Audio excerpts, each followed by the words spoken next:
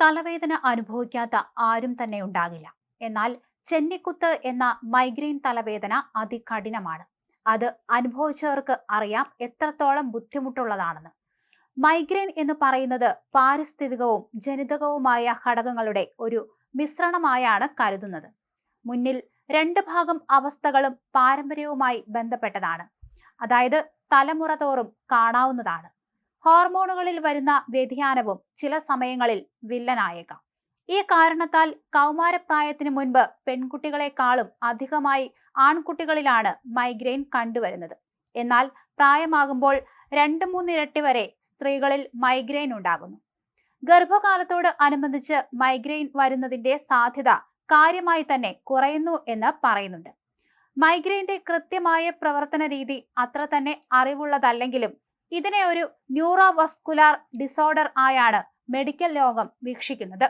Cerebral കോർട്ടെക്സിന്റെ വർദ്ധിച്ച ഉത്തേജനവും അതോടൊപ്പം തന്നെ പെയിൻ ന്യൂറോണുകളുടെ അസാധാരണമായ നിയന്ത്രണവുമാണ് മേൽപ്പറഞ്ഞ ന്യൂറോവസ്കുലാർ ഡിസോർഡറിന് കാരണമായി ഭവിക്കുന്നത്.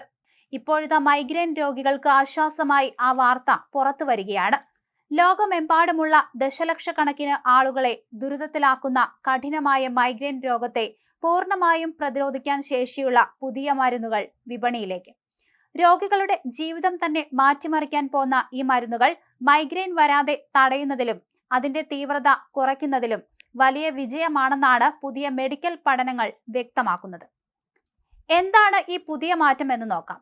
പഴയകാല മൈഗ്രെയിൻ മരുന്നുകൾ തലവേദന വന്നതിന് ശേഷം കഴിക്കുന്നവയായിരുന്നു. എന്നാൽ പുതിയതായി വികസിപ്പിച്ചെടുത്ത CGRP ഇൻഹിബിറ്ററുകൾ എന്ന വിഭാഗത്തിൽപ്പെടുന്ന മരുന്നുകൾ മൈഗ്രെയിൻ ഉണ്ടാക്കുന്ന പ്രക്രിയയെ തുടക്കത്തിൽ തന്നെ തടയുന്നു.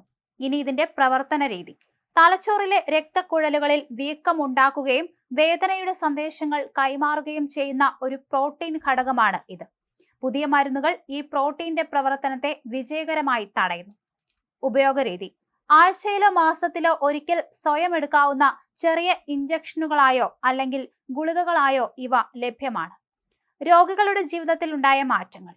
ഈ ലേഖനത്തിൽ പറയുന്നതനുസരിച്ച് മാസത്തിൽ 15 മുതൽ 20 ദിവസം വരെ കഠിനമായ തലവേദന കാരണം ഇരുട്ടുമുറിയിൽ കഴിയേണ്ടി വന്നിരുന്ന പല രോഗികൾക്കും ഈ മരുന്ന് ഉപയോഗിക്കാൻ തുടങ്ങിയതോടെ തലവേദന മാസത്തിൽ 1-2 ദിവസമായി കുറഞ്ഞു.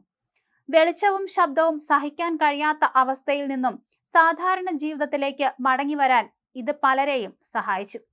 പ്രധാന വെല്ലുവിളികൾ. ഉയർന്ന വില. ഈ പുതിയ മരുന്നുകളുടെ ഏറ്റവും വലിയ പോരായ്മ അവയുടെ കനത്ത വിലയാണ്. സാധാരണക്കാർക്ക് ഇത് ദീർഘകാലം വാങ്ങി ഉപയോഗിക്കുക എന്നത് വലിയ സാമ്പത്തിക ബാധ്യതയുണ്ടാക്കുന്നു. ലഭ്യത. പല രാജ്യങ്ങളിലെയും സർക്കാർ ആരോഗ്യ ഇൻഷുറൻസ് പദ്ധതികളിൽ ഈ വില കൂടിയ മരുന്നുകൾ പൂർണ്ണമായി ഉൾപ്പെടുത്തിയിട്ടില്ല. ഏറ്റവും കഠിനമായ അവസ്ഥയിലുള്ള രോഗികൾക്ക് മാത്രമേ നിലവിൽ ഇത് ഡോക്ടർമാർ നിർദ്ദേശിക്കുന്നുള്ളൂ. മൈഗ്രെയിൻ എന്നത് കേവലം ഒരു തലവേദന മാത്രമല്ല, മറിച്ച് ഒരു നാഡീ സംബന്ധമായ രോഗമാണെന്ന് ഡോക്ടർമാർ ഓർമ്മിപ്പിക്കുന്നു.